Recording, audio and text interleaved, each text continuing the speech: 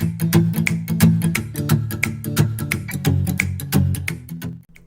there, welcome to English class.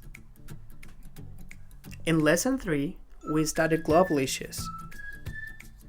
We learned that a global issue refers to something that affects a number of countries and populations.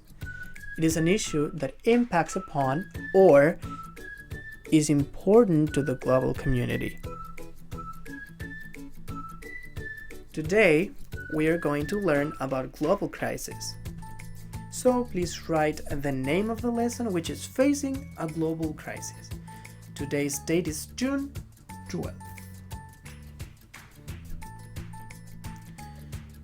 The goal for today is to recognize how globalization has affected or changed some aspects of everyday life through global crisis. Remember, please, to take notes. From now on, all the things that I'm going to say, you need to have them in your notebook. Must have. These are the materials that we need for this lesson. Go look for them before we start in case that you don't have them already with you.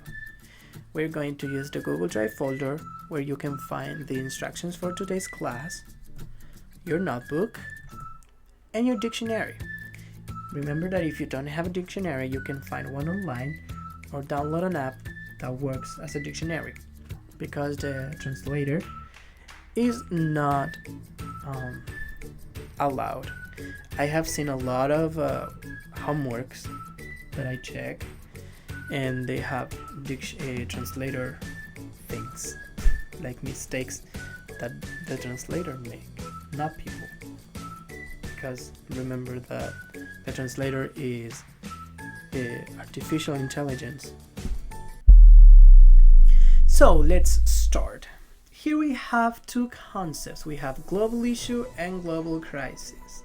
We already know what a global issue is, but what is the difference between a global issue and a global crisis? Because they seem similar, but actually they are not. A global issue is a subject or problem that people are thinking and talking about. For example, we could talk about pollution, we could talk about global warming, deforestation, the melting of the ice, etc. And a global crisis is a time of great danger, difficulty, or doubt, when problems must be solved or important decisions must be made. The current global crisis. It is in news that today we're facing one of the biggest global crises in history, right? And that is the coronavirus. We can find several global crises in the textbook, in the English textbook. But I decided that it's better to talk about coronavirus because it's something that we are living now. We can speak from our experience, or we can kind of understand a new vocabulary that will allow us to understand new information. And it's very important that we know this vocabulary to be informed.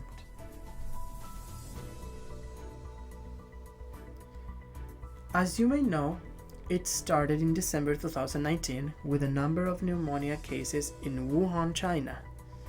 This pneumonia was associated with a new case of coronavirus. This virus has now spread to different countries around the world, including Chile. These COVID-19 have caused huge negative impacts on population and the economy, on education, and of course, health. It has caused thousands of deaths all over the world, reducing the percentages of world's population. What is population? Number of people that live in the world.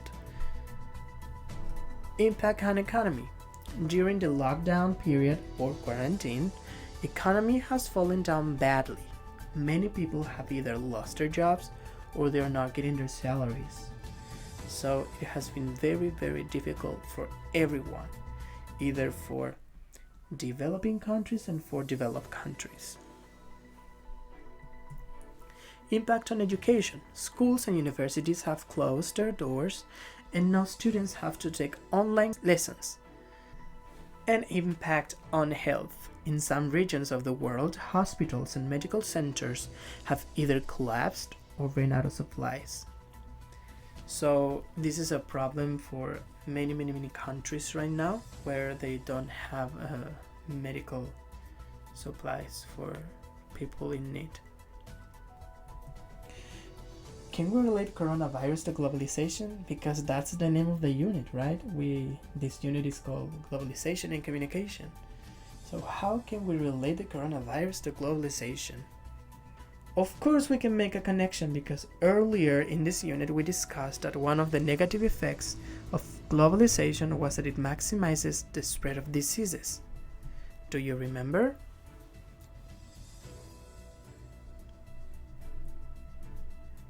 But how? How does globalization maximize the spread of diseases? Well, the effects of globalizations have different repercussions, and one of these is easy travel. So, in simple words, the virus has traveled with people coming from China to other countries of the world and spread the disease. And because of that, it became a pandemic, hence a global crisis. What impacts have COVID-19 had in the way we're living our daily life? We're going to do a research activity now.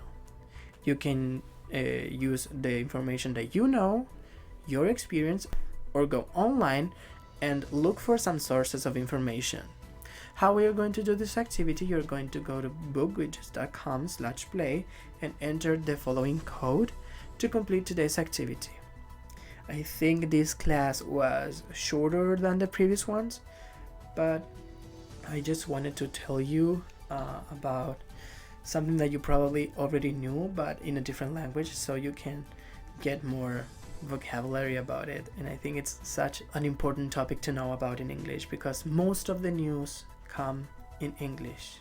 And actually, if you go to Twitter for what is happening right now with protests in the United States, and also the Anonymous leak, everything is in English. So if you want to know the last news about everything, you have to try to understand English and practice, because English is not difficult, but it just takes practice. And that's all for today. And remember, wash your hands, drink some water, sanitize everything, don't touch your face, keep your distance, and don't forget to wear your face mask. I hope you have liked this class, and see you hopefully soon. Bye bye.